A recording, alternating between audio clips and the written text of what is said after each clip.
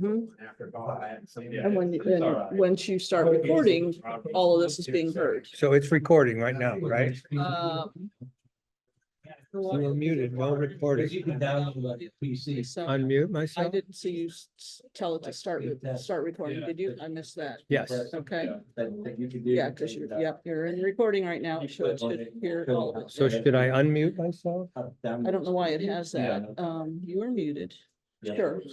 You know, I tried it the other day. I do not live on the lake. Actually. I'm in It may have been one of those, you know, that thing that we've had up front. Meeting is being recorded. Well, look here, the Yeah, microphone. and that's, yeah.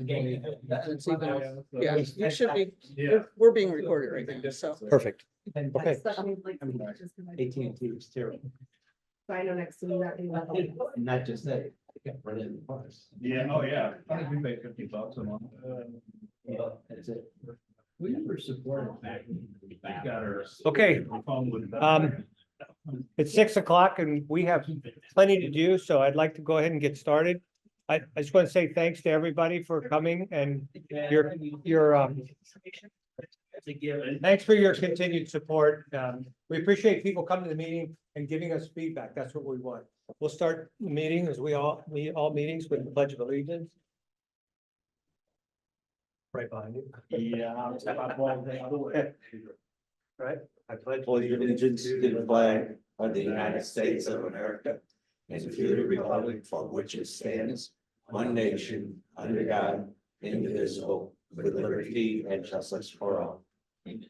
All right, quickly, the agenda is gonna start with a presentation, about a 25 or 30-minute presentation from Mr. Mike Cook. He's from the Jefferson County Stormwater Management Division. We contacted him. If we're gonna dredge, it makes sense to stop the lakes from refilling. And he has he has all kinds of information. There's no way you could cover it just in tonight, but we'll hit a lot of good points. Then we'll talk about what CleanFlow, the report and the recommendations, electrofishing survey plans, the wrench station survey results, the beach sand update, food service at the beach update, and then we'll talk about muskrat sightings. So we've had some muskrat sightings and we don't want to wait till it gets to be a problem. So I'd like to start by introducing Mr. Mike Cook from the Jefferson County Stormwater Management Division. Oh, thank you. If the camera's on, I hope you get my best side, and they say a camera adds 10 pounds, so we're gonna say there's 5 cameras on me. So I apologize. My PowerPoint presentation, I should have brought my laptop, and I don't have a good excuse. I'm a little tired. We've gotten a lot of rain. We've had some issues in the county. If you've been reading the news, Second Road's flooded, it's closed. That's been a nightmare itself. So we've been doing a lot of work up there. So I'm gonna read off my notes. If my wife says, don't turn it too geeky, and I can, so just stop me and say, hey, you're making it way too geeky. 2, you're talking way too fast, and 3, you're boring me. So feel free to stop me. So, but let me start off this way. I am not a civil engineer, therefore I cannot give you corrections to make. I have to legally say that because I'm employed by a government entity. I can say, sounds good, try this, or call this engineering firm. But I cannot legally give you any type of engineering advice because I am not a civil engineer. So we'll get that out of the way. That's the ground rule. So introduction. My name is Mike Cook. I am the stormwater manager. Goofy name, and I can explain how we got it. So Jefferson County, prior to 2008, had no codes and regulations for stormwater, water control, water quality, culvert sizing, tributary protection, nothing like that. So the county got in trouble by Department of Natural Resources and the EPA. So they said, hey, your population hit that threshold. You have got to start having a program in place to offer water quality and water protection, as I just discussed. So the county formed it in 2008. They passed it. It went into effect in 2010. It hit the ground and didn't run real good. Again, the county got in big trouble where they almost got hit with a moratorium from the EPA that the county could not issue any more building permits at all. Decked, sheds, you name it, we were on the verge of getting hammered. That's when I got brought in. Born in the county, raised in the county, only time I left is go get my college education, and my wife is the same. So that's my little introduction. So You'll hear the term a lot in the county. It's called the MS4 permit. We're like, okay, what does that mean? It's called the municipality separate permit. So like MSD, Jefferson County is the permit holder. I have Peevely, City of Festus, City of Crystal, Burns Mill, and Herculaneum that operates off our permit. They are called co-permittees. Here's what this means. What we do, they follow. They have to have the same codes, the same requirements, everything the same. If not, you are forced to get your own MS4 permit. What that means, if you live in that city, and I'll give you an example.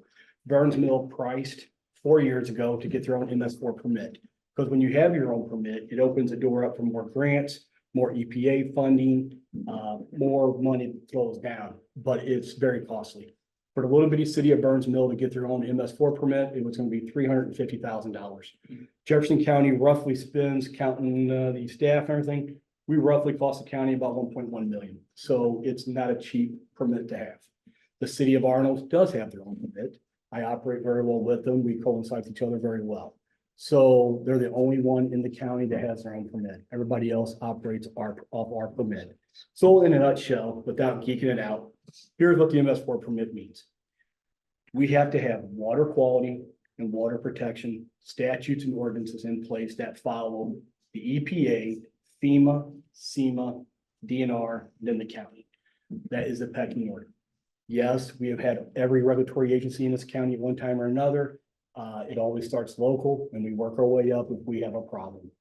With the water quality and water protection, we now also have codes in place to control velocity. Because we are starting to understand. Water itself, you can control it to a certain degree, but it's the velocity that causes most of the damage, believe it or not. The old saying, when you get a concentrated flow of water, you're gonna cause damage. If I can sheet flow it out, I'm gonna have less damage, less property damage, less erosion, less pollution, and it does less overall. It's a better benefit to the ecosystem. So the MS4 permit, without geeking you guys out, falls all to that. Now, the question is, we live in Raintree. Are we required to have the same guidelines? Yes, you are unincorporated. You live in Jefferson County, you fall under my jurisdiction. Do we come out here very much? No, we usually don't have too many issues, but if you remember probably, I'm just gonna throw a date here, I don't know, 10 years ago, we had an engineering firm that used to own the septic or the treatment plant here. There was an issue, that engineer got in trouble, was prosecuted federally. If you guys, those of you who've lived here for a long time, that engineer did approximately 7 months in Kansas, Leavenworth. That was an EPA violation. It was Raintree's sewer plant that did it. And you're shaking your head, so you probably remember. That falls under the Clean Water Act. This is where all of this arises from. So Kent reached out to me and said, hey, Mike, we're having a problem. Our lake is getting hammered with sediment. Sediment's a fancy word for dirt. I'm just gonna be honest. Somebody made it up in college and said, hey, let's call it sediment, not dirt. It's dirt. That's about the line. It's dirt. So here in Raintree, I really haven't studied Raintree that well. I've been here a few times and so has my staff. Unfortunately, Raintree, from my outside looking in and looking at our GIS mapping system, it's a bowl. Everything's up top, everything flows to the lake. That's bad for recreational lakes. Now, if this was a lake based upon flood control, that's what you want.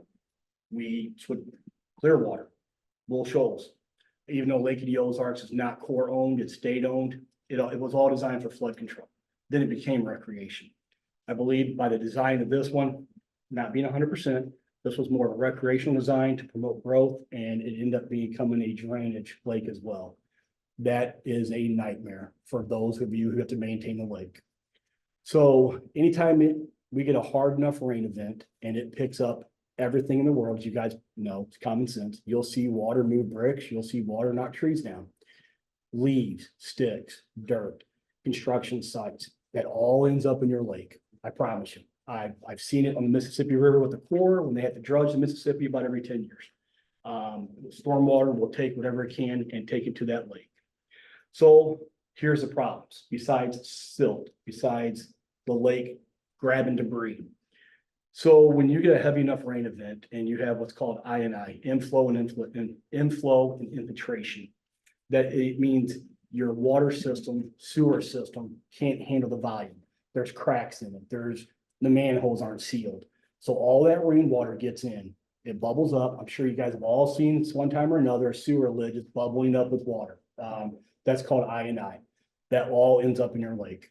Human waste is probably some of the most toxic stuff we can allow in our waterways. Then factor in oil, gas, anything from tires, anything from your driveway, salt, anything you can think of. I'm burning my leaves in my ditch. Harmless, right? No, that's not. When you burn your leaves in your ditch, that is a chemical process. When that chemical process is done and complete, it's called a hydrocarbon. Hydrocarbons and water hate each other. We used to say dilution was our best friend. That's wrong. We now have learned dilution is not our best friend. It does not solve our problems. 1 quart of oil can run up to 1,000 gallons of water. Gasoline, a half a gallon can run up to 1,500 gallons of water. Now, you may not see it. You may not see the causes of it, but when you look at the environmental side of it, you'll see it clear as day. Unfortunately, failed sewer systems and septic systems are probably some of the worst. You can see it clear as day. You'll see the black sludge, you'll see decaying grass, you'll see decaying trees. That's a bad sign as well.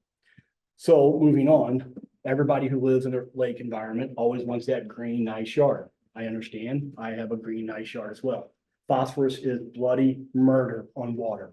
I'm telling you guys, you're gonna get algae blooms. You're gonna get cloa. You're gonna get the green moss. It's gonna choke out the oxygen. What makes a lake thrive is oxygen. I'm just being truthful with you guys.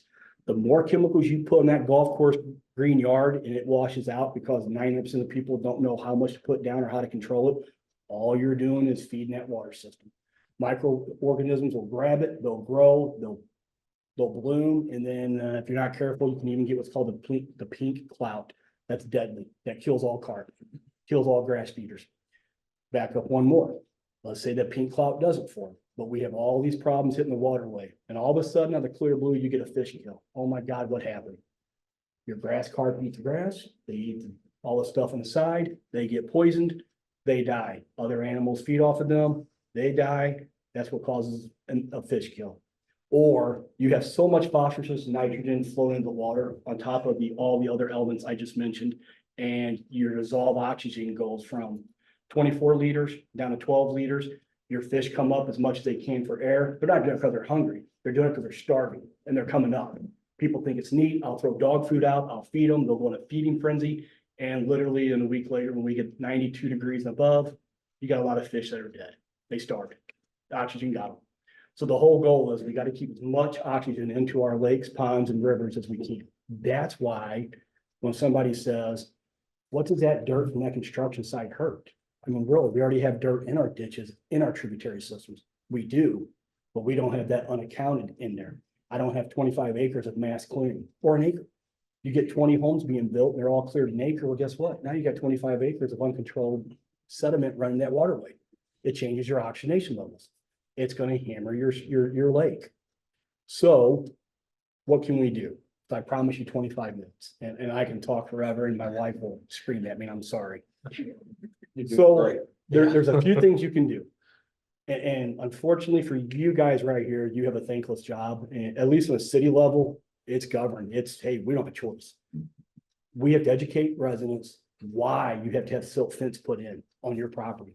Well, I'm doing a half acre. What's it going to hurt? And here's why. If you don't want to do silt fence, do mulch. Mulch is a great barrier. I love mulch because here's what happens. When the home's built and they seed and straw, spread it out, and it's a compost. It actually be a great fertilizer. Mulch is awesome. Odds are they're going to take a few trees down anyway to build their house, mulch it up. But we call them BMPs, another way, because we've got to be fancy, make college feel like you're paid off. BMPs is called best management practices. It means do something to stop your erosion. Or in Mike Cook's Saturday night, I'm talking to all my neighbors and just having a basic conversation. Keep your mud and crap on your own property, and we solve a lot of problems. We really do. With that, do not allow forced drainage changes. If I have a swale in the middle of my property, trust me, if my house looks great there, great. However, they need to account what they're doing. You change that swale, you're changing the hydrology of that area. Again, I haven't done a hydrology study in this development, but I know for a fact why we had the codes we have in the county. So if I buy a house in the McBride subdivision and I have an inlet in my backyard, Okay, you'll see the indention of a swale. A swale is another fancy word for a ditch. It means it has a 3% fall. It's grass. Hard to see from the eyeball, but if you look, you can tell. You're not allowed to touch that. You're not allowed to manipulate it. You're not allowed to change it without going through my office, pulling a permit. I notified the Army Corps of Engineer. We do a hydrology review because you make one change and you have changed entire drainage for that area. Okay, now when you change that entire drainage, the whole goal is when we capture drainage, funnels to a point, we capture it. That's why you see retention basins all over the place. Big basin catches it. If you walk behind the basin, it meters out, fancy word for discharging, at a slow rate. That's called channel protection. We don't allow the big old 36-inch culverts to dump out. Them days are gone over with. It's got to be a channel protection. You'll see big white rock at the end. If you drive down the highway and look in a MoDOT ditch or in a county ditch, normally you'll see that nice rock. If you were driving down Highway M, when they were building it, you saw what looked like dams right in the middle of all that construction. Those are called check dams. They're required to have it. Check dams act as a way to slow the water down. Water hits it, the heavier pollutants stay behind, and then the clean water flows on top of it. Stupid as it sounds, it works. I promise you. It works very well. So back to how you guys can solve it here. So you want to make sure you have your BMPs. You want to stop forced change in drainage. If they need to change it, we're not here to condemn anybody's property. And look, I need all the houses I can get built. I like tax money. I like raises. We need to come up with an alternative plan. So if my swale, this is my property, I got a ditch running right here, fine, build your house there. But you have to construct a swale here that connects up top that meets the requirement of taking the water around. You can't just fill it in and say, oh, not my problem. That's a lot of issues in what we call the rural area, urbanized rural. And I would classify this as rural because you're a development outside the city limits, so you'd be a rural. So if I drove through Raintree, I promise you I could probably pick apart half the lots in here that people have made changes.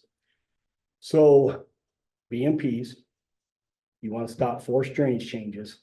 And here's one of the most uncomfortable ones that you're probably not going to like. And don't shoot me. I'm just throwing ideas at you. And there's a way to work this. You cannot have green, beautiful yards all the way up to the lake. You're causing problems. You're not going to win. They're called in-shoreline riparian buffers. You want to leave some grass. If the residents say, oh my God, no, I can help you guys come up with something. We can pick hot zones. We can say, okay, we're getting heavy sediment here on this side of the lake, or we're getting heavy phosphorus and nitrogen over here. So what we do is we incorporate, and if it's common ground, it's even easier. It's not going to be tall weeds, but you at least want it 6 to 8 inches in height. You at least want 2 feet. That way, when water hits it, think about it, it's like a sponge.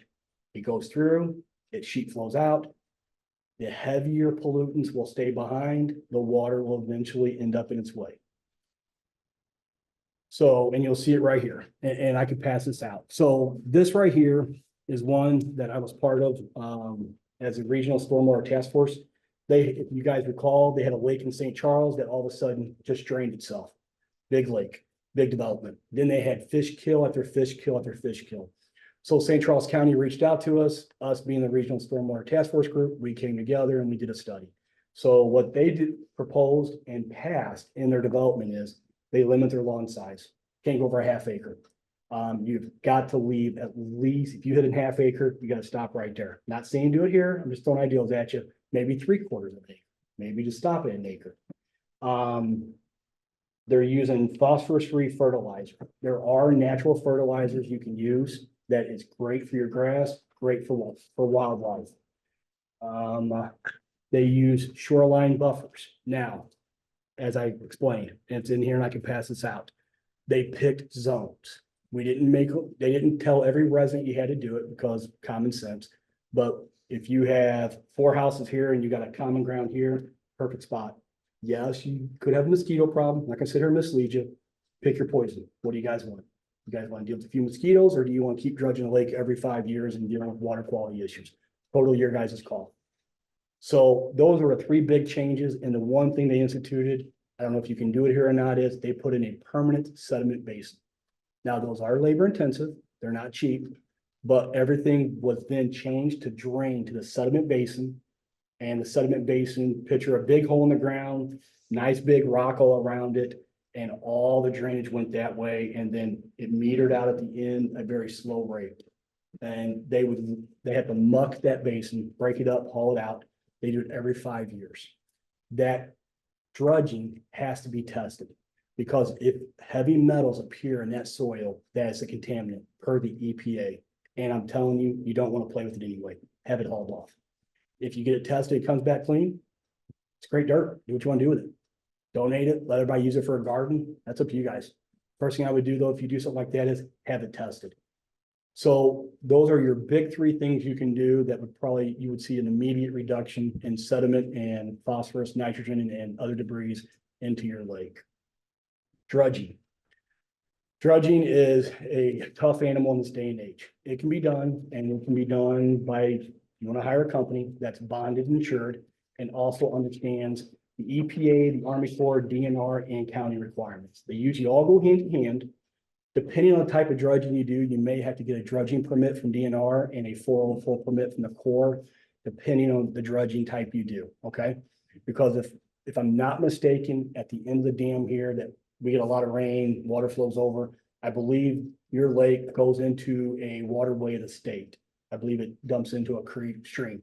That stream is a waterway of the state. I believe it's Stream Order 1. It's on our GIS mapping system. You'll see a cute little blue line. That means it's a protected stream. DNR's got full say in it. They're not against you guys drudging. It's just when you drudge, we can't just stir it all up and all of a sudden have all that sediment now go out that lake. It's got to be controlled. If you're going to drudge, same thing applies. You've got to test it. And if it comes back heavy metals, have it hauled off to a certified dump. Most contractors who do this know the rules and regulations, and they don't play around with it anyway, because if they're caught, it's a federal offense and it's just not worth it. And they know. We got some really good companies out there now. The stories of the old days are just about gone, thank God. So you can drudge. You just probably have to go through the permitting process. I can help. That's why I'm here. My job is to A, keep you guys out of trouble. B, make it as cheap as possible. C, keep you guys out of trouble. That's really what my job is. Then start implementing what I discussed, even on a small level. You can try it, see how it works. If you want more ideas, I even have cute little pictures back here of areas that have sediment basins that they use. And they're not flood control basins. They're not retention basins. There is a huge difference. You guys don't have flooding problems to my knowledge. You guys have sediment and pollutant problems. And you want to use a sediment basin because they're night and day different. They do come in different sizes. You can put several in. You can put one big one in. Depends on how your drainage in the area works. That's really about it. I went through it pretty quick. Any questions anybody has? I feel a lot of crap. You said sediment basins, so there's multiple drainage areas Mhm. with the lakes? Yeah. Would there have to be a sediment bowl for each one of those drainage areas, I It guess? may not have to be. It depends on how high we can capture the drainage up and where the heaviest drainage is at. So if it's all coming down, like, let's say, for example, you got a big area, it's common ground, you got a big hill, and let's say this is all common ground where it slopes. If we can capture most of it there on the common ground, you can probably put it right there. Still let the water discharge out, because you gotta fill the lake, and we want you to fill the lake. So it would literally flow in, it would pond, sediments fall at the bottom, water discharges out, and they would hit the lake still. That would depend on how much volume we're picking up. You're probably looking about every 5 years, have that dredged out, mucked out, we call it, so. What about rock rather than organic matter? Because this is rocky soil and we have a lot of, it's some of the same drainage ditches or Sure. have been going on so long that there's absolutely no organic material except Mhm. for the leaves and dirt that run in after a Right. storm. But there's a lot of rock that moves down those waterways. So what you would do is you would put a bigger riprap form in on a ditch that's already been established. I Okay. mean, cute words, but we'll just call it ditch for sake of easiness. You'll want to go ahead and put a bigger rock in to riprap it. And then that bigger riprap will catch the smaller fines. It will fill in, so at some point it will need some maintenance done, To redo it. but it'll catch it. And riprap, believe it or not, is a water quality BMP. I know it sounds dumb, but when water beats it, it actually cleans it and moves it on. Anybody here who's a fisherman will be the first to tell you. when water hits rocks, I mean, it beats it to death, but it cleans the water and sends it on its merry way. So, Okay, yeah. A lot of times too, you don't want V ditches. V ditches can kind of be a problem, because especially when you get a velocity, you want the U ones. They're awesome. So they allow, once water gets up, it'll sheet flow out. But if you rip wrap the sides, it also offers the water quality and stops erosion and velocity. It stops velocity. so next step, would we have somebody come out and evaluate the our lakes and where the runoff is that I mean, The official answer is yes. You would want a engineering firm that specializes in this type of field. Not every engineer specializes in this. They may advertise it. Give me a call. I'll give you a list that we work with okay, that are phenomenal in this. All they do is environmental impact studies, and that's what you want. Because, I'm not throwing stones at anybody, but if I'm an engineer here in Jefferson County and I do a lot of bridges and road developments, I don't really know much about drainage. It's a whole different animal. How much does one of those cost? I'm afraid to give you an answer because I don't know, because if I can drive through, no, because I've never really stuck my nose over here and looked around. You can do a basic drainage, calculations by using our GIS system, because we have contours on there. It shows like how the depth falls. So, I mean, we can probably. Our website says it's an 11-to-1 watershed ratio to the lake. Okay, so it's 11-to-1. Is that post-development, pre-development? Is that already built out with assumed model of 100%? Is that assumed model of 80%? That's what. I'm not sure how much development would have changed where the water went. A lot. Well, no, because think about this, okay, and I'm not trying to be smart here. So I have a lot that's an acre and it's full of trees, brushes and everything. That's called pervious. Water soaks, that all gets soaked up by water. I put a 5,000 square foot home, 3-car garage, and now I take that 1 acre and make it 80% impervious. And all of a sudden now I've just increased the water flow tremendously. So it's 12-to-1.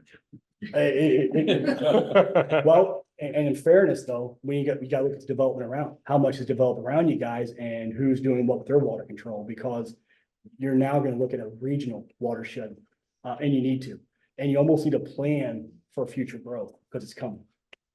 Matt, is it okay if we ask questions out there? Capturing that water. You want me to turn this off? Up here to How much keep is it? it from running down. It was my understanding that our lakes are filled only by runoff and rain. So how do we keep our lakes filled? You're still gonna meter the water out. What you're gonna do is give me an example. You ever get a thunderstorm and not a heavy one, bad choice of words, excuse me. You get a 2-inch rain in 2 days. And all of a sudden your yard kind of has water in it and you got water for your foundation. The water evaporates and what do you get? You get that nice dirt ring along your foundation wall, your house, your wall, wherever you're sweeping up, you're like, oh, where does dirt come from? That's what it does. It allows water to come through and allows the heavy sediment to stay behind. Because sediment is heavier than water.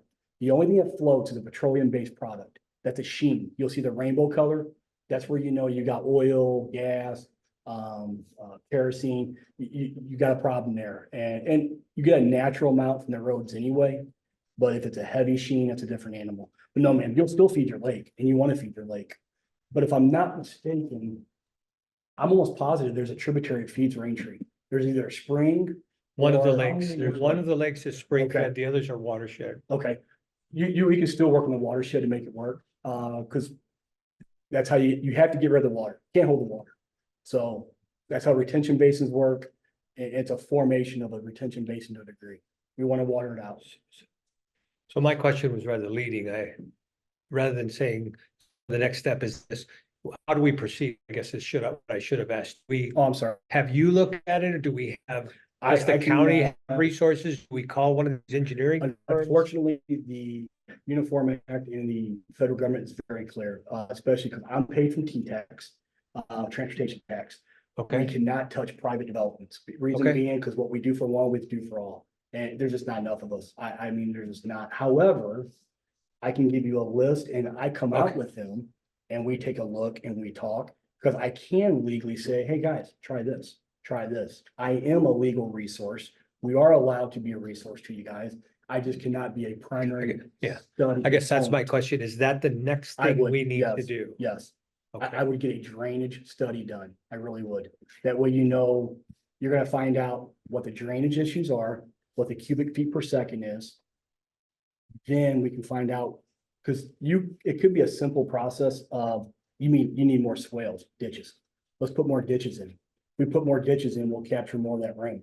Now we're really talking, because now you can put check dams in ditches, and that makes life a little easier, and as the sediment builds up, you just have maintenance take care of it then. A lot of the inflow to all of our lakes is common ground, so we have some flexibility, I think. A lot of the Sure. big inflows, and we could do the riprap or the step, whatever you call those Mhm. drains that you see on the side of the road. Yep.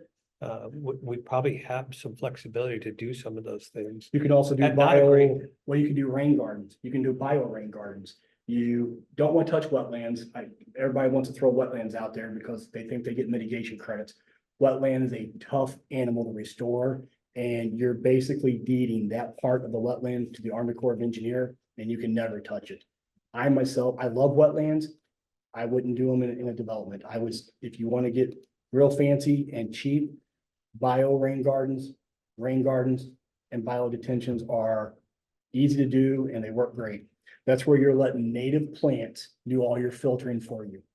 And you can't drown them. It's impossible, it's damn near impossible to drown native plants. Another example, if you're having dam problems, or you're having what they call a salt problem behind a dam, throw willow trees in. Can't drown them. Willow trees are awesome. They're almost impossible to drown. Now, they don't like nitrogen and phosphorus. That's a different story. So just a rough estimate of, like, if you have all this shoreline, if you have a X number of shoreline, If we X number of feet of if we shoreline. hit pause, I need a drink. Do you mind pausing that so I can get a drink? First on. Silt fence, Yes, sir. what would you consider a silt fence? I mean, Good is question. it a, You ever see them black things that looks like plastic and stakes are in the ground? yes, That's a silt fence, but here's the key. They have to be trenched in. You cannot see daylight underneath them, or you might as well not even do it. Don't even waste your time. The whole idea of a silt fence is it's a water quality measure. Sheet flow, not concentrated flow, hits it, water piles up, sediment ponds down, then water works its way through it at a slow rate. Then you'll see all that mud and dirt back there that has to be removed. and that's every 5 years or so. No, that would be silt fence on a norm, like if somebody's building a house during construction, that needs to be done as soon as it's picked up. So, yeah. Now, if somebody calls our office, we can make them put it up. We're complaint driven. So despite popular belief, we don't drive around looking, hey, they're in violation. Let's pull over and be big government. No.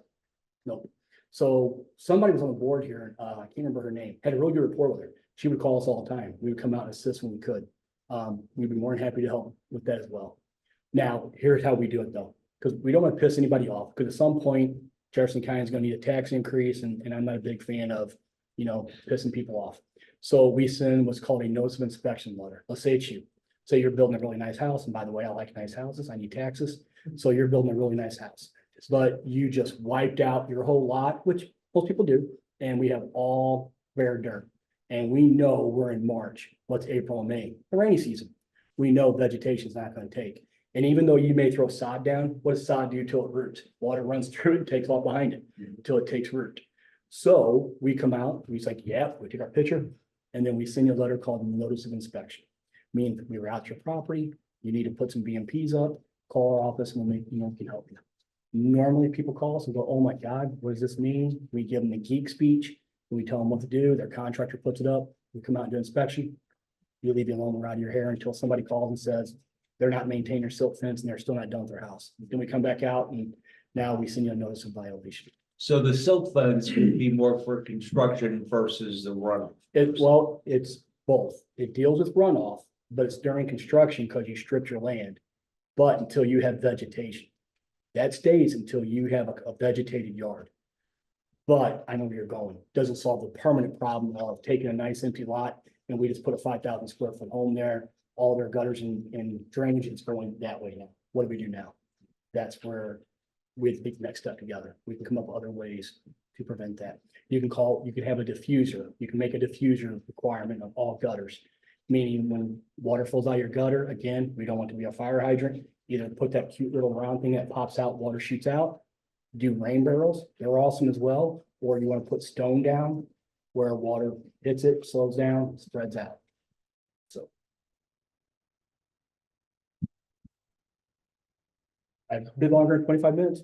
I can keep talking or I can grab my bag and get the hell out of Dodge. Totally up to you guys. You can fire all day, man. So the properties that we have that are on the lakes, Uh-huh. are the bigger problems the steeper lots? By common sense factor, yes, because water picks up volume on the steeper lots if there's nothing there to slow it down. Now, you also have a problem with all them houses on the lake, because what everybody have on the lake, they have the nice boat ramp, they have the concrete wall up to stop erosion. But there's nothing to stop that water from dumping in the lake itself. There's no filtration. See, a wetland's a filtration. People don't realize that. A wetland's a sponge. That's all it is. It allows water to flow through it. It grabs all pollutants and animals thrive in a wetland. That's really what a wetland is. So that's the problem with having developments on a lake. Love them. They're aesthetic, they're gorgeous, but most lakes that have, development all around it like that have issues. Because now there's nothing to capture that water that dumps right over the wall when we get that 1.5 inch rain. Because by DNR code, if we get, and here comes a dorky term, it's called a 2-year, 24-hour, 100-year event. So 2-year, 24-hour, 100-year event. Like, what the hell does that mean? This geographic location right here means we are supposed to be able to capture and treat a 2.5 inch rain in 24 hours. If we can't capture that rain, we're failing our water quality measures. You're not in violation because it's an older establishment. If you were built in 2012 and on, absolutely, you guys would probably hate to see me because I don't have a choice. But the same metrics should apply. We should be able to capture a 2.5 inch rain without hammering the lake, without causing pollution, without causing property damage, and without affecting the water quality. If we see a violation of a creek being all. Oh, call me. That's a huge no-no. And. That's a huge no-no. I got a card right here. I can leave it. Yeah, I use a term mine. Please don't take offense to it. But here's what I tell everybody. Stay out of my creeks. Because legality wise, for the most part, the federal government owns that water. And the road to hell is paved with good intentions. Oh, I'm gonna go out here and clean this creek and I don't like how it meanders. I'm gonna straighten it out. Okay, you just made a racetrack and the poor guy at the bottom of the channel, even a drainage channel. Poor guy at the bottom is now gonna get hammered because that nice little meandering curve slows water down.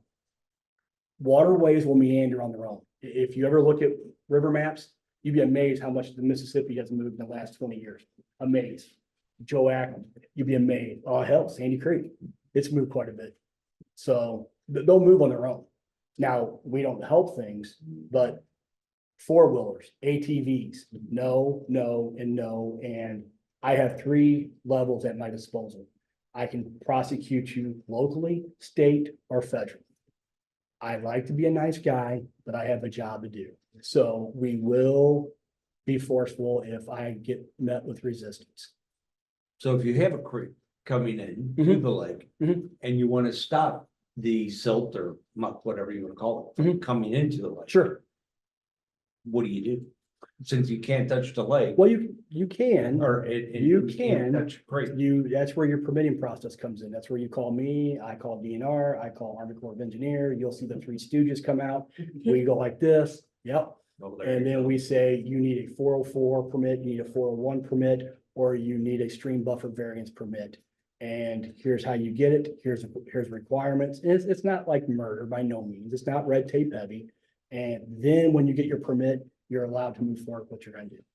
But if you wake up one day and say, we're gonna throw a sediment basin right there in that middle of that creek. No, please don't, because it's not gonna be a nice conversation. So if you wanted to take and put up a riprap You could rip wrap all day, stay out of the channel. Rip wrap we love. Hit the sides. up into the Hit the sides. creek, Oh, yeah, hit the sides up all into day. the creek, make it Riprap somewhat all day. high, no Yep. problem. Okay. The only question we have to be careful of, and I did not look on the map, if you're in a floodway or floodplain, okay, That's a FEMA requirement. Anything man-made, we have to get a floodplain development permit, and I don't want to water you down, no pun intended, we'll help you. But before you do something until you guys were all comfortable, just give me a quick shout. I jump on the FEMA map, I look, nope, you're not in a floodplain. Knock yourself out, stay out of the channel itself. If it has water, 6 months out of the year. Drainage ditches, you got a little more leeway. However, though, that's still my ballgame. Say that again, about 6 months out of the year? If you have water in a tributary system 6 months out of the year, the Army Corps of Engineer has jurisdictional authority. Okay, so what do you mean by water in it? Would that be like, If I walk in a creek right now, and I see a ponding water, that's water in the waterway. even though it's It has to be dry? bone dry, Okay, and it's mapped though. We know most of the tributary systems in the county. Give me a call, I'll give you our GIS link. It's public information. You'll see all of our watersheds, creeks. We were required in 2012, county spent 2.2 million. Every tributary system, fancy word for a creek, is mapped. We know it. We know what protection level it is.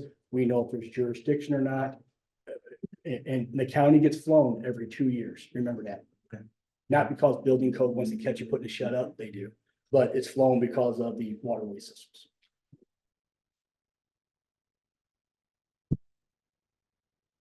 Okay, are there any other questions we should be asking? No, because I just threw 10 pounds of crap at you guys in a 5-pound bag, and it's probably gonna take a while to It was decide. great. So- I mean, it was great. We could I already, apologize, the PowerPoint, I should have brought my laptop. I'll be more than happy to come back out, because I have really cute pictures, smiley face, little cartoon guy. He's really cute. your kids. I go to schools and teach. I can even give you the elementary level one that's really cute.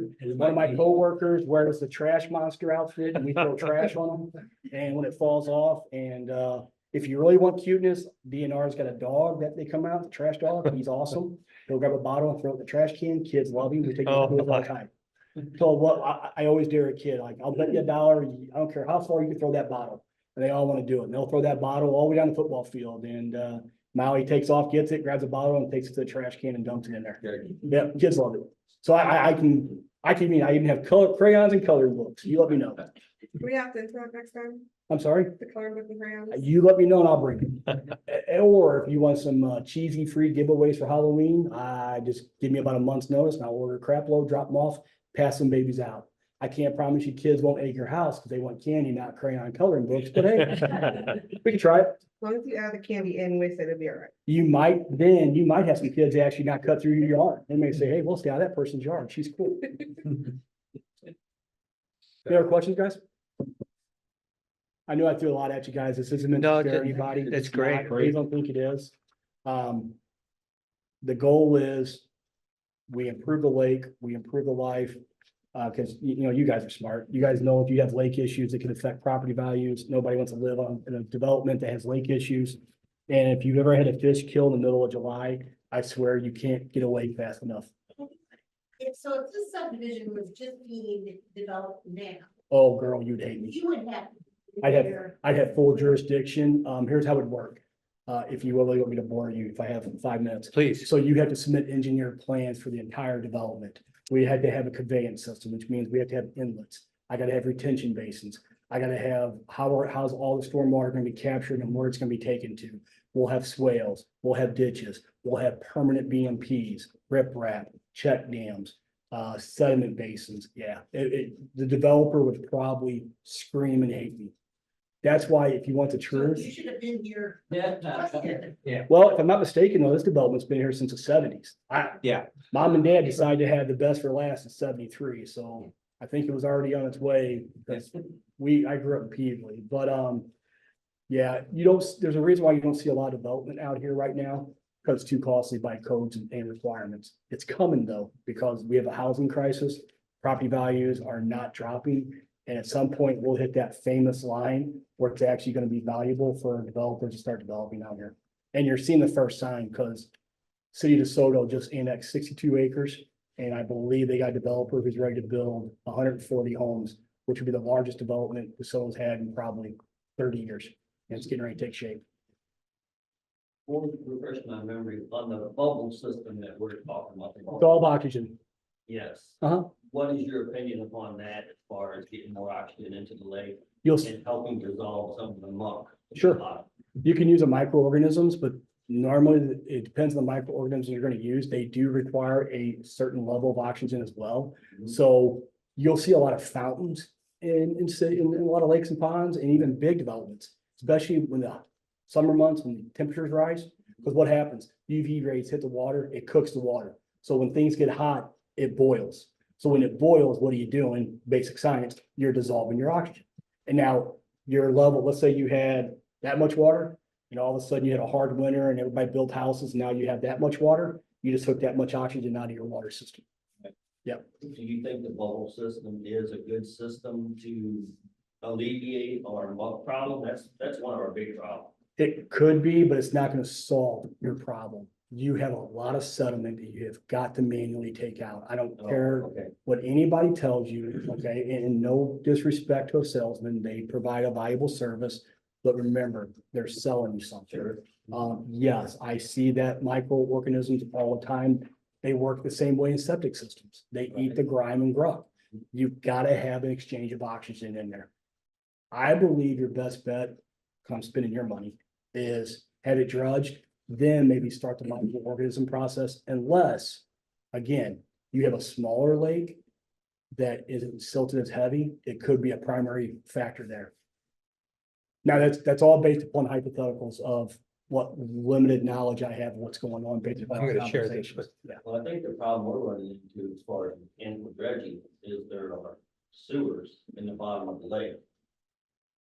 Our sewer system is built. Yes. What a horrible, that wouldn't happen in today's standards. Yeah, exactly, but. Okay. It is what it is. So say, yeah, you hit that, it goes over, sort of over the dam, it goes into the, Gosh. Do you know how deep you're talking? you can see, I've never you can see seen- some of them in the water when you're looking 5 foot down. Really? 6 foot Yeah. down. They're built just below the level, the original level of the lake. Yep. So in places where it's silted in 10 or 20 feet, they're buried. In places where it's not, especially at the end of So- coves, it might be 6 inches. Are in your there. sewer lines, I'm assuming they're mains, because laterals, you don't do that for Right. residents. Are the mains traced? Are they, can GIS pick them up? You know how like We, cities. it sounds we like- know where are they you in are. construction? Yeah, I'm a. Okay.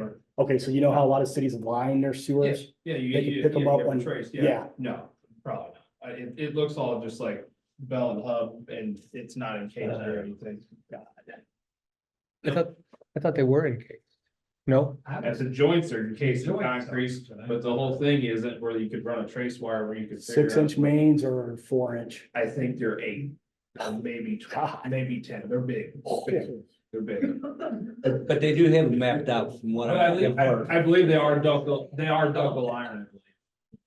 Okay,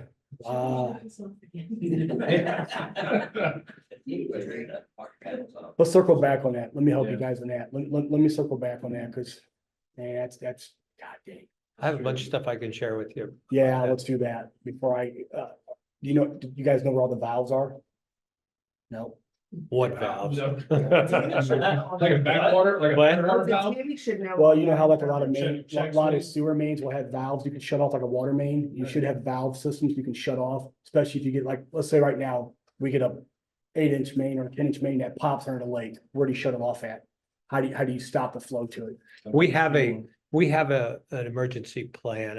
I can, Throw that out the window though. Let's say I gave you guys $1 million and you were gonna run new mains. There's gotta be a shut off switch, I would hope, somewhere. That valves are a fancy word, because okay. a lot of cities will have valves normally every block. So you can literally shut a whole block off here, but still keep function over here. But man, 10 inch, oh my It's God. big. I I mean, have, that's looking at it through the water. I mean, you know, everything looks bigger under the water. Well, you guys need to get a memo out. Don't flush them wet wipes. Whatever you do, don't. Yeah, I'm telling you, man. oh, yeah. That grinder pump burns up, and you guys are gonna be in, no pun intended, deep doo-doo. I mean, you need to tell everybody, hey, I don't care what their hygiene method is, do not flush them babies down that toilet, I'm telling you. I don't care if they say flushable or not, that's not true, don't flush them. That's hogwash. That grinder pumps, cause I know they're out here, they gotta be, if you got a 10 inch, you will burn them babies up, and oh dear God, you got a problem. okay. Yes, ma'am. You say something about housing prices. Real estate market, we don't have, if you watch your housing prices, how much they've gone up, we still don't have enough housing in Jefferson County to meet the demand. So if we have vacant lots that are available here within Braintree, Mhm. that's a good thing for us, that people may decide to buy. I think, yeah. Long, I mean, you guys might want to advertise it. You might want to talk about your building condition, what your requirements are. So fence around it. Yeah, a lot of your first time home buyers don't build homes. And right now, a lot of people aren't selling their homes because they have a 2% rate, who wants 8.5% rate. So you're gonna wash out any profit you're gonna make. And I'm not an econ major, by the way. I'm an environmentalist, but you can use a little common sense. So that's really why we're in a housing stagnant. They are selling houses in our subdivisions that are being built. They're blowing them out. They're not buying options, but that's why we're kind of having a housing situation. Sure. Okay. A lot of houses being built in here, and I don't think I've seen a silt fence being put up on. There you go. single one. There you go. Well, they're required to have one, but I don't think that they're required to be trenched. Yeah. They're probably what they're erosion control mats. They're straw wattles. They're in a fiber net. Yes. And usually they cut them open, spread them out. Those do work. Those work perfect and we like those because those are biodegradable. Yeah. Yeah. If you can adopt your rules or update them, if you require silt fence, make sure nobody buries them. Not to get on a tangent, but we have a microplastic problem and that's a whole different animal. And that silt fence is a plastic. It's a fine plastic, but it takes forever to break down. When it does, it's a microplastic. And microplastics are a very small organism of plastics that take 100 years to break down. No joke. You find those in the river right now. Yes, we are. Yes, we are. Is there I'll give you a perfect example, Cliff Cave. Yeah. Again, Regional Task Force. They had it barred off there. We went and took samples. We were on the news. We found 220 particles per 1 gallon of water of microplastics in there. Hasn't been humans in there in 25 years because they're bats. They're protected. Right. Yep, perfect example. And if you want to know what microplastics does, talk to your doctor, but also you can look at Children's Hospital. They have 3 kids right now that are currently being treated for microplastic syndrome. There is no cure and it does shut your organs down. So, yeah, so single-use plastic, I switched to cans. Single-use plastic is, yep, that's beautiful. Horrible. You grab that bottle of water in your car and it's 75 degrees and it feels slimy. What do you think that bottle's doing? It's breaking down. It's a petroleum-based product.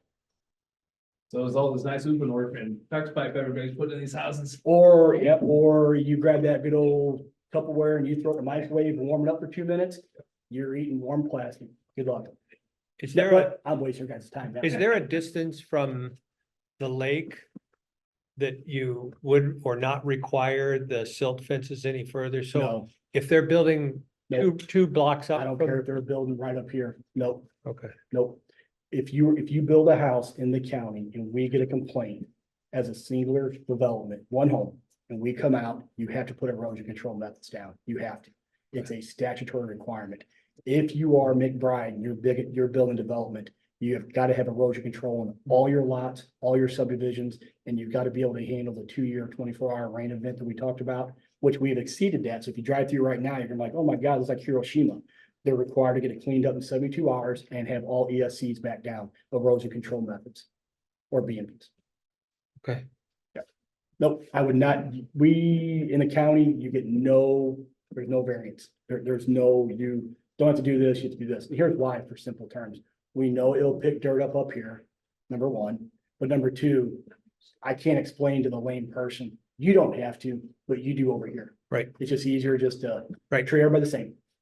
You'll stay out of trouble. Okay. Anyone else?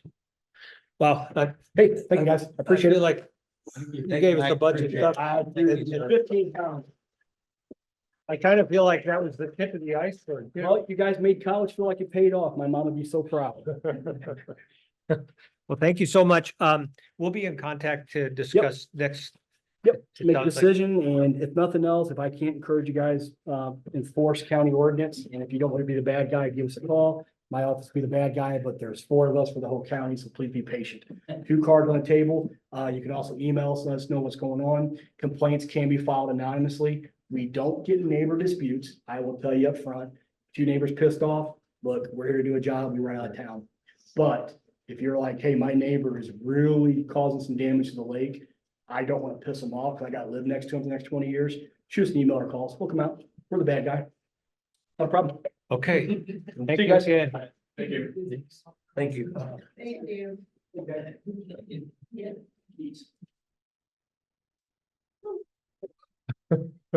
Wow. Yeah, we're gonna be busy for a while. That was informative. I mean, I'm glad we had him out. I think there is a lot of things that we need to consider. That we hadn't, I think we do have to get some permitting with. One of the thoughts was that if we did bio dredging, we may not need permits the way we would for mechanical dredging. I'm not sure that that's true, but rather than ask forgiveness, I think we need to get permission. That's the way we should move forward. I mean, it's interesting, he said velocity is more important than volume. I would not have known that, but we tell people to burn their leaves in the ditches. We need to stop doing that. No, we don't. We allow them to, we allow them to burn them in fire pits. In fire pits, yes, not in the ditches or culverts. Okay. Of course, we've been talking about using phosphorus-free and nitrogen-free fertilizers for a long time. But that was sure interesting. People that spring burn like their lawns. Oh, I don't, do people control burn their lawns out here? I haven't seen that, but I've seen it, yeah. One person did their lawns last year, I remember, because it was posted. Or it was sent to me. That's usually a zoysia, I think, which dies in the wintertime. And it's gotta really get hot with a lot of rain until it grows back, so you burn it off and then it'll come I back. just wasn't So I sure think- with the like rain runoff if it would cause anything.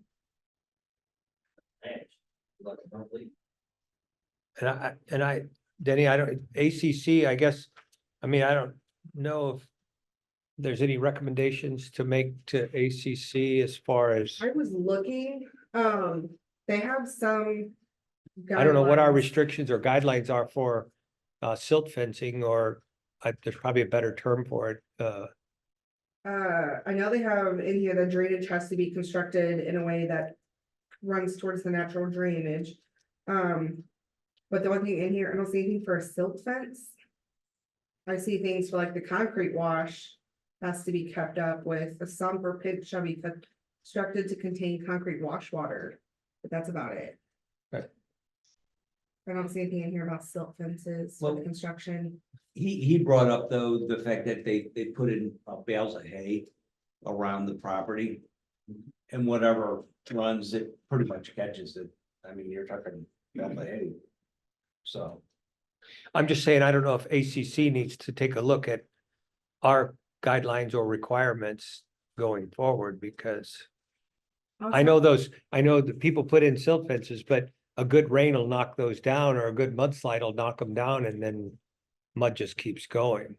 That happened next door to us. And so we put bales of hay. bales of hay. Straw, Yeah, we use straw, I mean, but that's still, what we- yeah, straw, yeah, um, works. So I think next step is probably to contact him and get some names of some engineering firms, and then see what it would cost us to get I think what he called it, a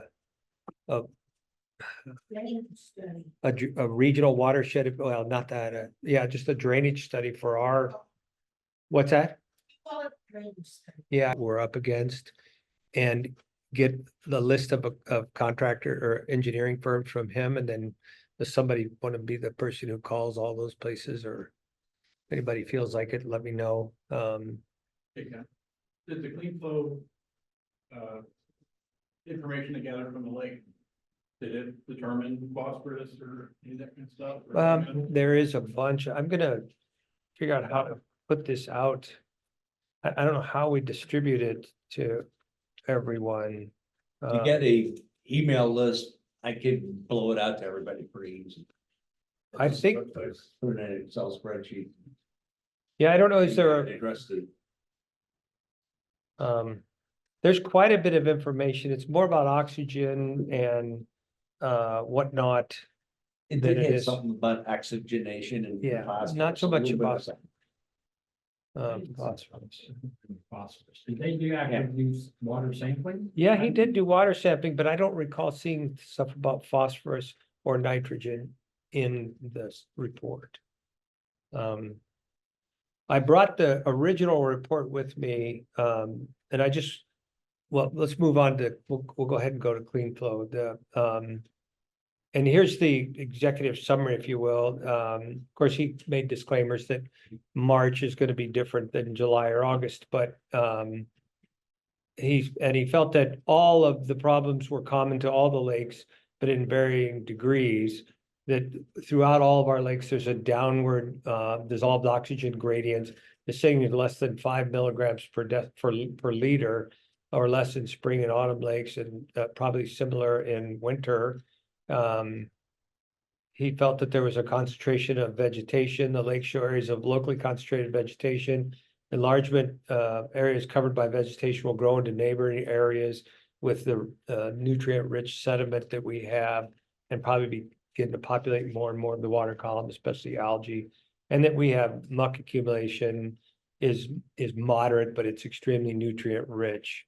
He felt that we definitely need to address that. Here he says at the last, in order of urgency, we recommend that if we want an incremental approach, because I had discussed this with him, that he felt that summer, then spring, then autumn, and then winter should be the order in which we address them. And I don't know if we, there's a couple ways to look at it. Can we afford to do all of them? What I've learned from talking to him is the air hose is the greatest expense. The how long you have to run the air hose to get the oxygen down into the muck, and they get damaged by boats and propellers and stuff. So you have to protect them as much as you can.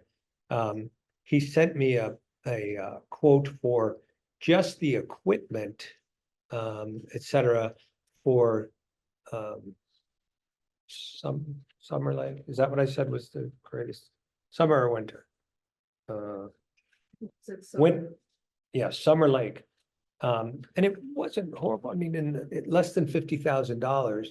But I told him, I said, we're gonna have to know ongoing costs forward. And I asked him if there would be any economy of scale. If even though winter is not an urgent problem, could he give us a quote for combining resources? Is there any economy of scale in putting one big oxygen concentrator between the two lakes versus putting one in Summer Lake now, and a year or two from now, putting one in Winter Lake, if it works in Summer Lake?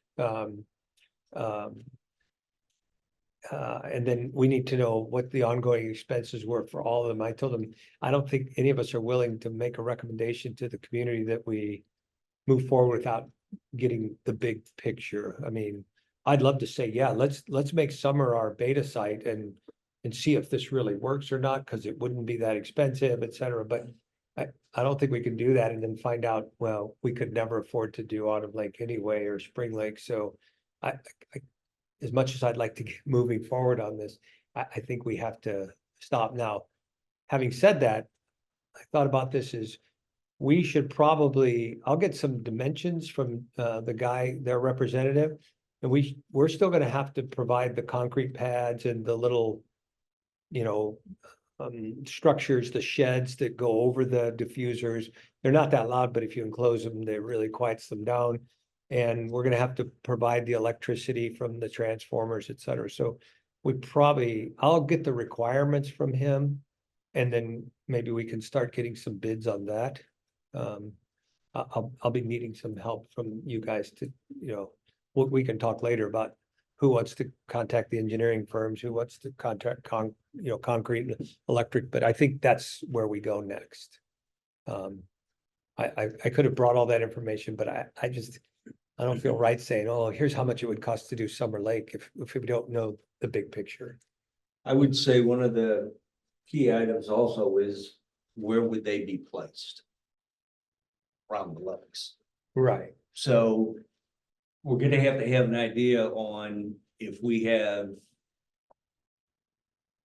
domain privilege to go between two houses, or if there's a runoff area, can we put a concrete pad off to the side? Yep. And put the shed there, so I would say Well- we're gonna have to know Well, actually, where what we he, can put them and how many. what he asked me was, where do we have electric? So Tom Hayes, we made a map of where we have electricity.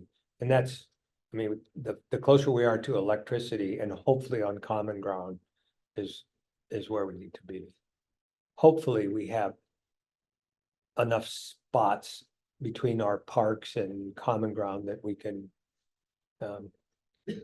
put them, not have to get access to a property owner's space. Well, you would think so. I mean, as you mentioned, put in one big one that could do both lakes, or put in one big one that would be in the middle, let's say, that people go both directions. For versus- winter and summer, yeah. Yeah, That's what I asked him. I said, and he thought there probably would be some savings doing that. However, he reiterated that the biggest cost is how much tubing that it requires. That stuff is apparently quite expensive. I'm sure if it's any, kind of polypropylene, it's not, I mean, you're talking that much, it's kind of expensive. Yeah, that's where he said, You go buy a roll of, 100 foot, it's got $1.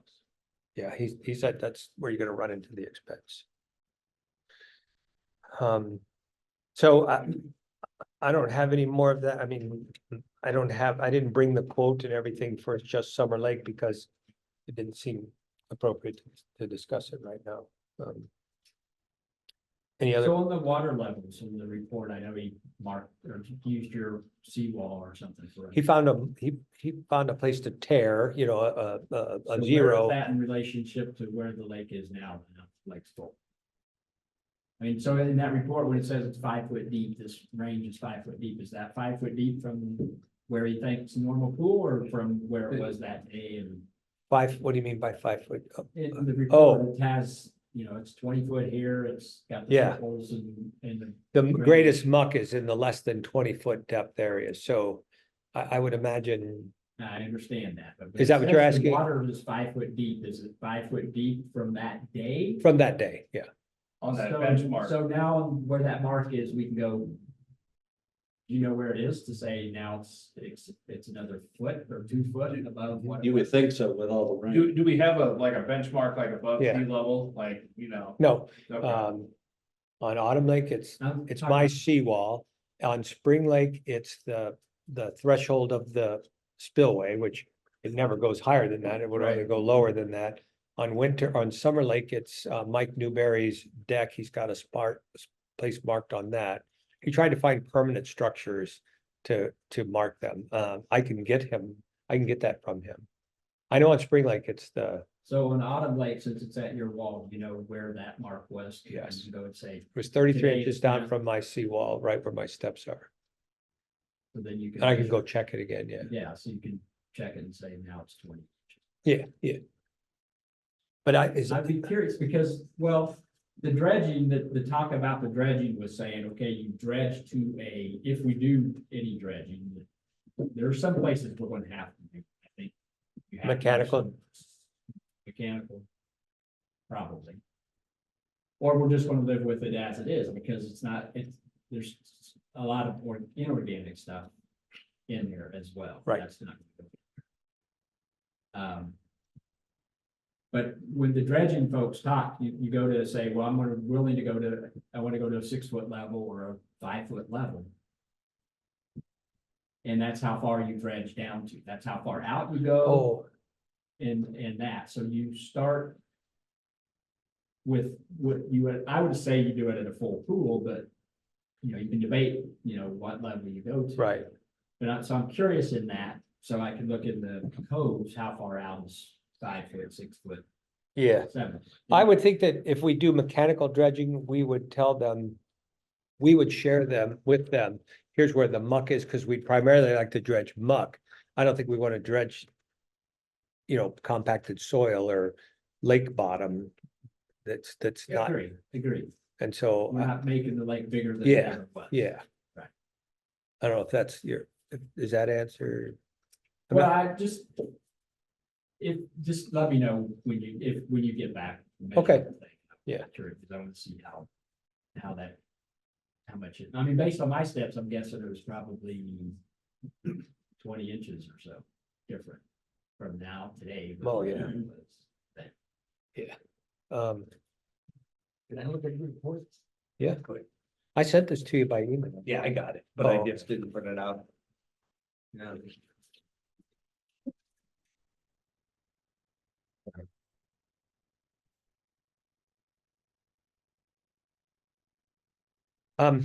Okay, I got a Look. question. yes, So we talked about the dredging possibly.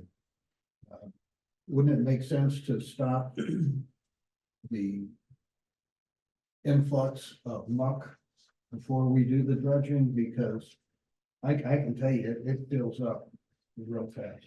I guess it kind of depends on if you're looking at mechanical dredging versus bio dredging, Right. because bio dredging, they continue to spread these proprietary enzymes and microorganisms over time. They bring these pellets out and you do it. We can buy the microorganisms, and some lakes do that.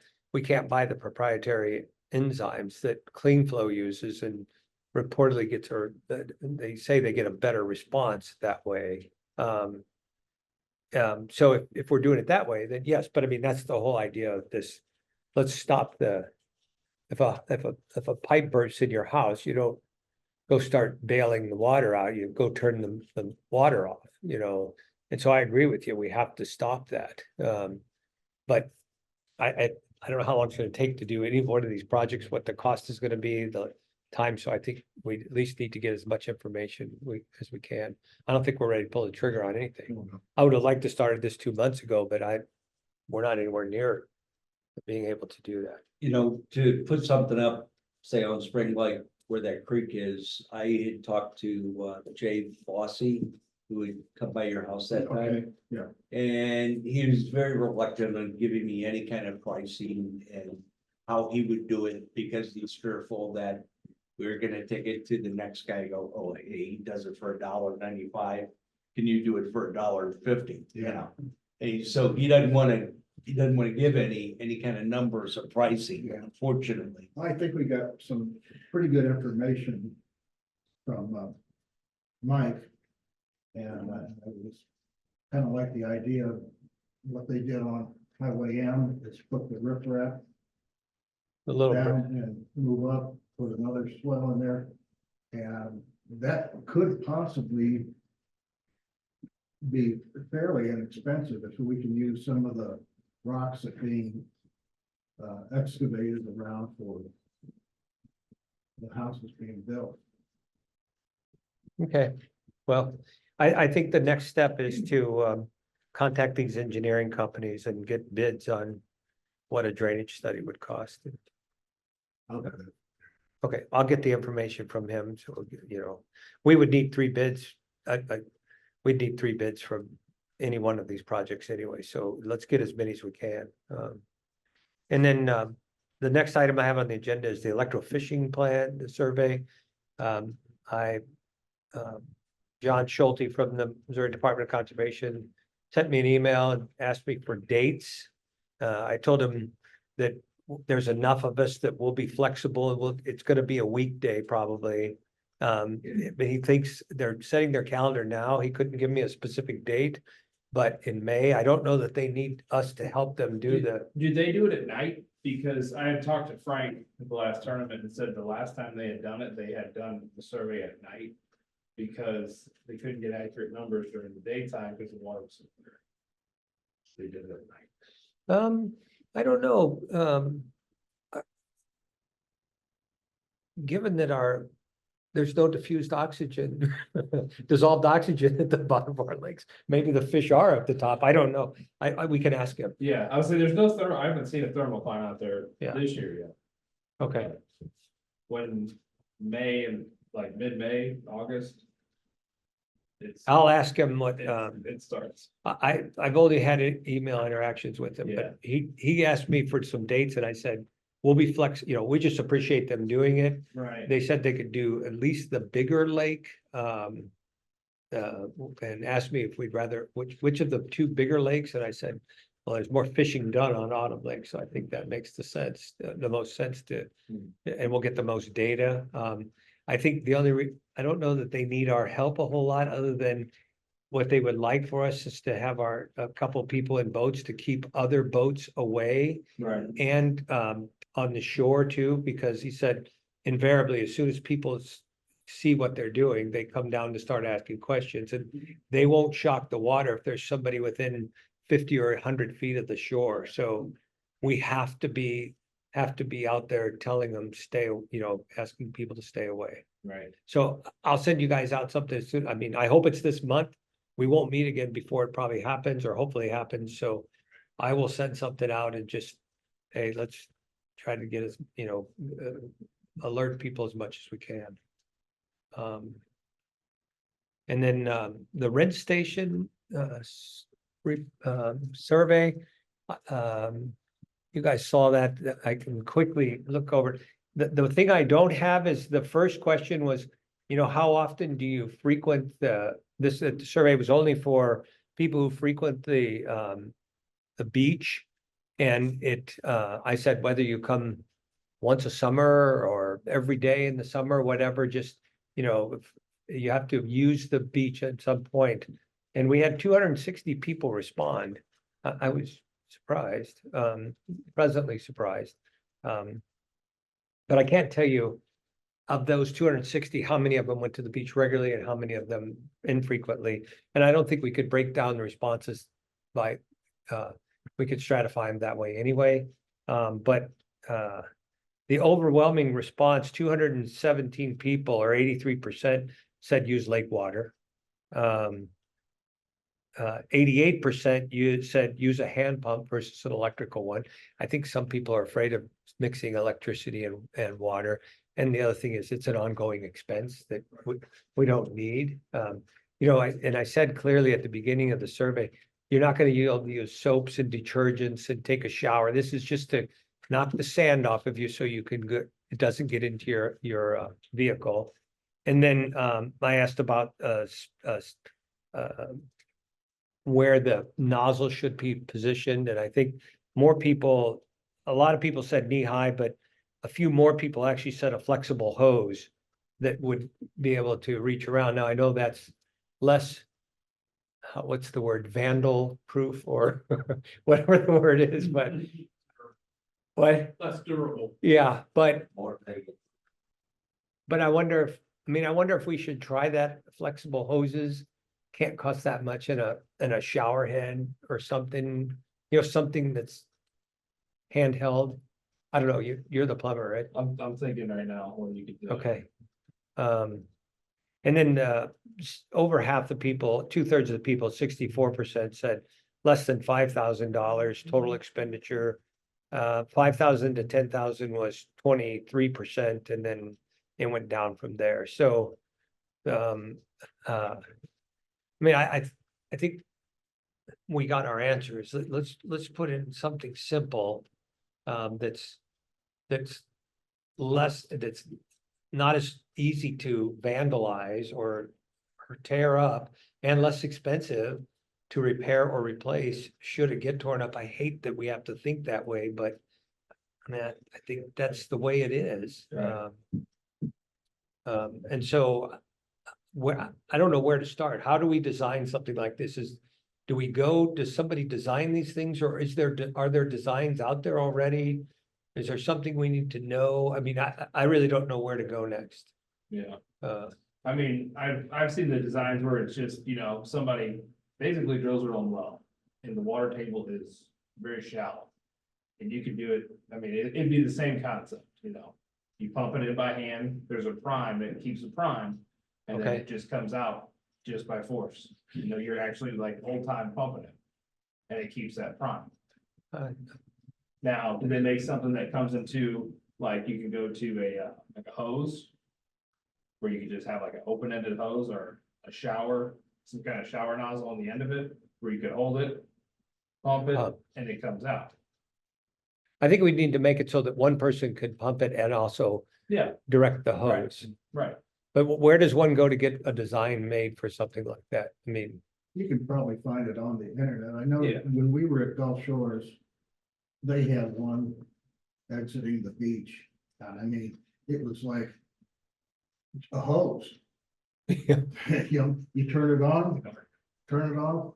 Yeah, but that's hooked up to water Yeah, service. I'm saying, but I mean, that's all it was. It was just a hose with the. yeah, but you know, if we use county water, nothing, and the expense is not that great, but it'd be cold. That would be cold, cold water. Water coming out of the lake is gonna be a lot warmer. Right. I just don't know how we get it from the lake to the pump. I don't know anything about that. Is that something we would have to have? You'd What? have to drill down through the parking lot there and then go out to the lake. I don't know if you'd have to bore it, you know, that would be an option, What, is there companies that do that, do you know? like boring, yeah, they do it for No, like, they could do the whole thing, just turnkey. I sent it to you, but that was $25,000. Yeah.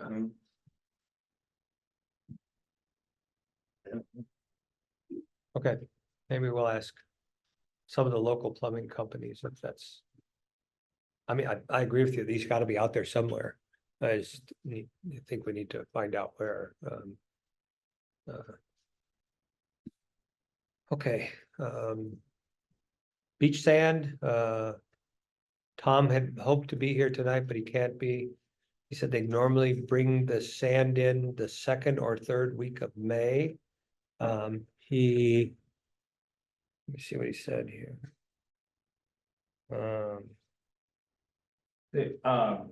Tentatively, on that design, I'll ask the plumbing engineer that we work with that's in-house. do you have one that will do Yeah. that for you? Yeah, he's an engineer, he's a plumbing engineer. I'll Yeah, I talk mean- to him- I'll talk to him and see if he doesn't, you know, can throw out an idea or something for us. That'd be great. See, if he can help with some stuff. You mentioned like where the parking lot is to go through there. I would say right next to where the steps are, when you come up the steps to the left, it's just an area there that is close enough to. Less of a grade. Yeah, You're talking like the steps here, if you're walking down there on the left. Yeah, right Well- there, cause that will wash right back down to the we, lake. we want it to go into the lake. We don't want to wash all the sand into the lake, but You're talking about in the sand area though? No, Right up top from, Yeah, part of that's the right top. off the side off the left there, there's like a little ditch Right. where it'll just run right back off to it. and there's already a drain that's set there far runoff already. that goes to the lake? Yes, Perfect. Where is that now? when you go down the steps, it's the left. There's a big rock sitting there. Right in that area, you can move the rock. Drain down, there's, my understanding is from the hill, when it rains. Water comes down the hill and pretty much wraps around, hits that area Crosses where the the road. steps are, hits that drain You're talking about the upper parking lot, Yes. Yeah. not the one right at the beach. at the beach. Right Yeah, it would have to parking be, lot off to the parking lot. Where not the everybody parking parks lot the up golf on the carts, hill. Right? Everybody Yeah. parks the golf carts. Right. You got steps going down to the beach, to the left-hand side of it. Right over here is the Yeah. drain. Yeah, before you go down the steps. Yeah. Okay. Are you comfortable asking that guy? Oh, yeah. Yeah. Okay. If that's possible, that'd be great. So Tom said I tentatively arranged for the beach sand next Tuesday. He's checking prices and watching the weather. He said it was, as it gets closer, he'll watch the weather. You know, they're not gonna spread it if it's gonna Next rain. Tuesday, tomorrow or next week? Tuesday? I would assume next Tuesday, like a week from tomorrow is how I read it. That would be best. We're supposed to have a really big crazy storm Wednesday. Oh, Yeah, this week's.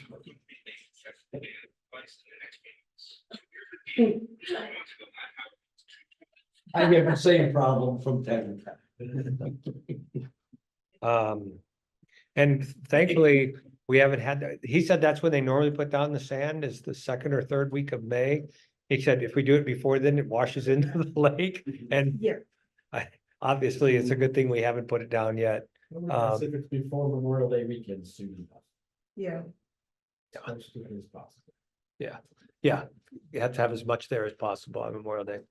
Food service, I left a message with Lutz and they have not contacted me back. This, I don't, I assume they're interested in at least some of, providing us with some weekends or something. I know, I wasn't the one who talked to them previously, but they were looking for a minimum or even us to pay them to be here. And I told, you know, we just absolutely cannot afford to do, we can't do that. Somebody last meeting said there's a barbecue company that came out, but I never did find out who they were.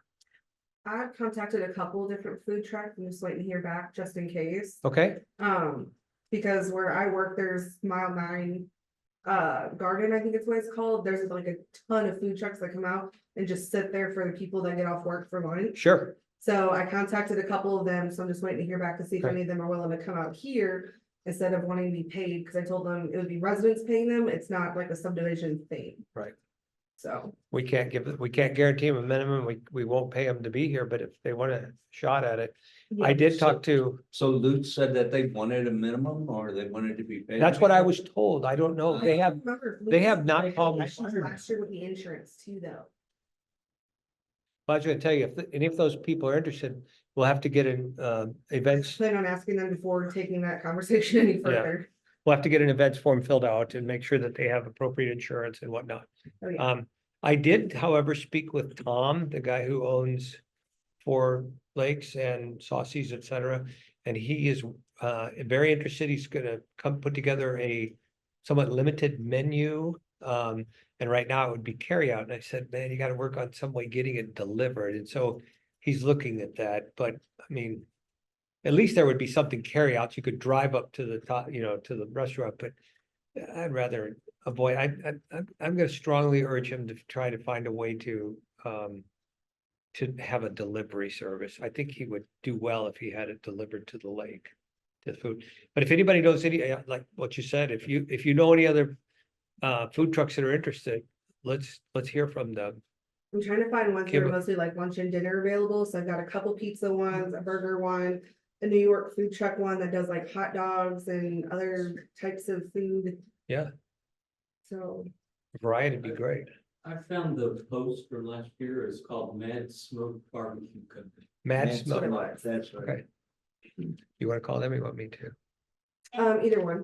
La Tapatia had a food truck up in the country club last weekend for DeSoto Chamber of Commerce golf tournament.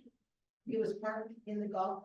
Do you know who? Oh, That's all I know, because I was up there and the DeSoto Chamber of Commerce was having a golf tournament and they had a food truck parked up there in the parking lot, and I walked around the side and said La Tapatia. That's oh, weird. La Tapatia. Yeah, I'm thinking the- Mexican restaurant. Yeah, I missed that. I didn't hear you. That's So I don't know. La Tapatia. You have time to do that or not? If you don't, I can reach out to them. okay. Yeah, thank you. I mean, we'll call some people. I think variety would be, I just don't know how well that's gonna work for Mexican at the beach. No, they drove them to where. there's three, there's. You mean eating it without getting sand into it or having, or having a line at the at the bathroom? Because they got the margarita. Well, I don't know that, That's actually really good. I guess, I don't know if they could sell alcohol or not. I guess, That would depend on their insurance. yeah, I guess if they're licensed to do it, I don't know. I don't know if they could, I guess they could sell liquor. They can't give it away, but they could sell it.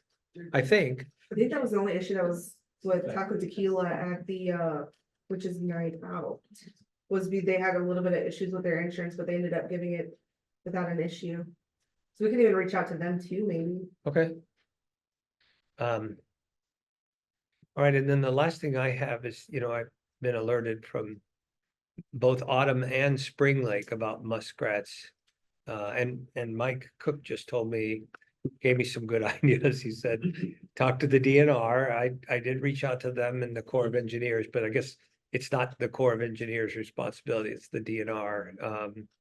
But he said he has some resources for me too, that there's a company, in fact, if any of you guys went to like Hillsborough Days and whatnot, there was that wildlife rescue or wildlife sanctuary, whatever.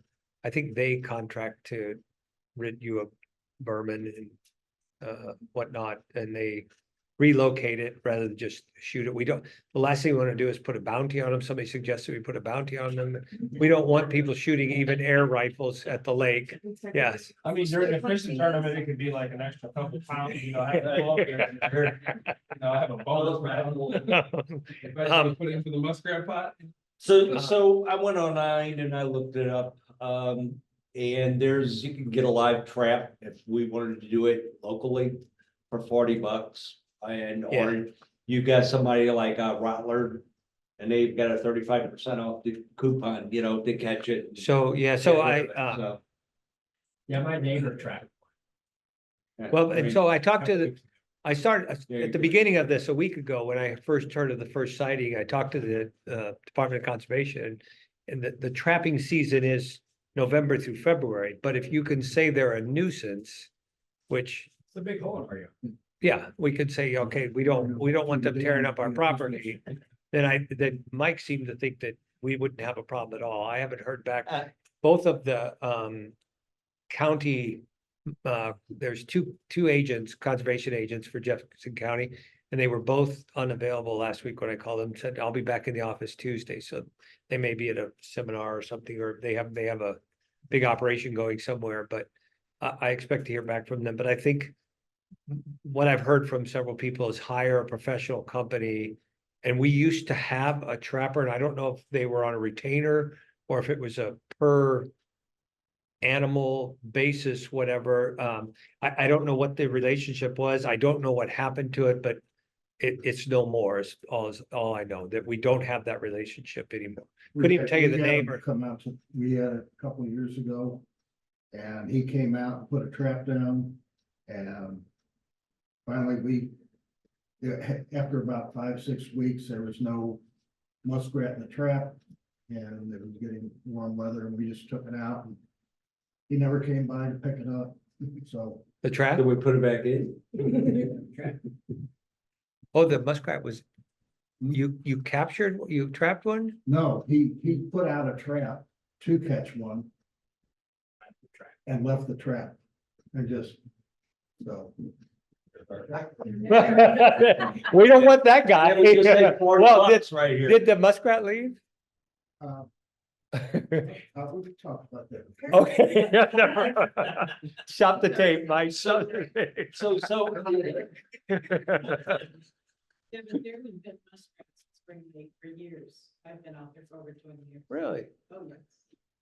Now, do you recall them trapping them in the past? No, I think they go over the spillway and then they go down into that river down below there. Down off of BB. I think they go down that way. They're not in our lake very long. well, when I lived in my old subdivision, we had a problem. There was a beaver that came in. And it started chewing trees down, Yeah. and it was a little creek, and we called the Department of Conservation. They pretty much just like, nah, we're not gonna mess with it. And so we had to get somebody to take care of the problem. So they came and captured. Yeah, them. beavers will tear up. Yeah, so, They'll but I tear mean, stuff up. muskrat. Still, I mean, I've heard of muskrats doing damage to dams. I've never, I mean, I haven't personally seen it, but Oh, I've seen it. oh yeah, It's bad. they'll destroy They'll the, do it, then all of a sudden it just. The dam. Everything's gone.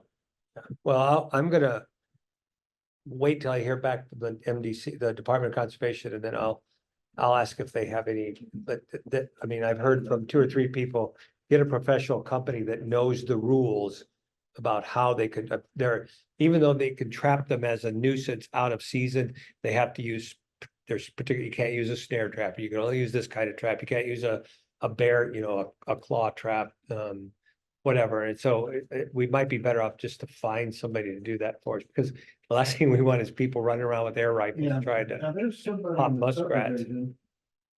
We had that deer that was hanging around our place, and it was in real bad shape. And the guy came over that was a that dealt with things like that, and he put it out of misery. Cool. And they said as long as he's, so. Licensed. Billy knows his name. He Well, sure. lives- He lives in Ranger. Okay, that'd be a great place to start. Yeah. Does it, could we call a pest company to come take care of the Yeah. mosquito issue? Rottler is one of them. There you go. I would say, I thought I pest mean- companies took care of stuff like that too. Yeah, they'll come to your house and get rid of snakes and raccoons and squirrels in your attic, that kind of stuff. So, I just figured if the muskrat's gonna be an issue like that, may as well look into something. yeah, I think we should go with that. I just wanted to make sure we're cool with the state before we do that. But if we hire a professional company, they're gonna be knowledgeable. I just wanted to really kind of learn myself first. From what I've read, they'll have, 3 to maybe 5 pups and anywhere between 4 to 8 times a year. Yeah, they multiply. They're prolific. Okay, so that's the things we had to discuss today and, appreciate everybody coming. Does anybody have any questions or topics they'd like to discuss? Are we hopefully on the right trajectory here? And I know everybody would like to see something done yesterday, but we're trying to move through this methodically and look at long-term solutions to, these lakes have been here 40 years and we want them here 40 more years because we've all invested in homes and whatnot. And so we're not just pulling the trigger, but I like your approach. Look before you leave. Yeah. Find out the fact, where the whole money is. okay. All right, well then, thanks, everyone. I appreciate it. Anybody else want a copy of this?